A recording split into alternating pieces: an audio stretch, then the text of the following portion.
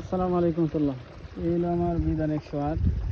পাশেই দেখেন, এই যে দেখেন ডেকে চলেছে। এখন এটাতে গাদাতে পানি উঠানোর পরে এই যে আমার জমি ভাঙ্গা একদম কাতায় চলে যেতেছে। এই যে জমিতে পানি দিছি, সব ভাঙ্গা এখন চলে যেতেছে। এই যে দেখেন,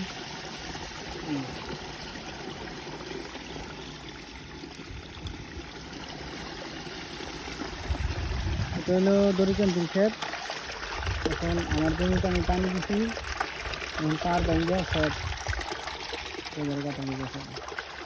এখন আমি এটা কীভাবে রাখি, দেশবাসীর কাছে আমি বিচার দিলাম। এরপরে আমার জমিটা নিচে দিয়ে 5-6 কমপক্ষে 5-6 শতাংশ জায়গা হেরাকাইটা নিচে বর্ষাকালে। এই যে দেখাইতেছি, ওই যে দেখা যাচ্ছে হচ্ছে এটা হইলো আমার ফাইল বরাবর। আর এখান দিয়া আমার জমিটা ছিল ওই বরাবর ছিল।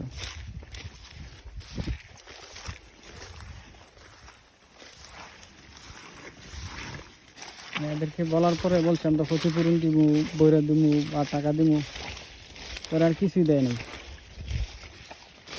দেখেন দেখেন ওই পাশে যে লাইনটা দেখা যাইতেছে ওইটা বরাবর ছিল জমিটা, ওইটাকে বরাবর। এই যে দুটুক জায়গা আমার গাইতে লইছে, এদিকে আরো সামনে ছিল এসে জমিটা, এদিক দিয়ে আমার গাইটা হলাইছে।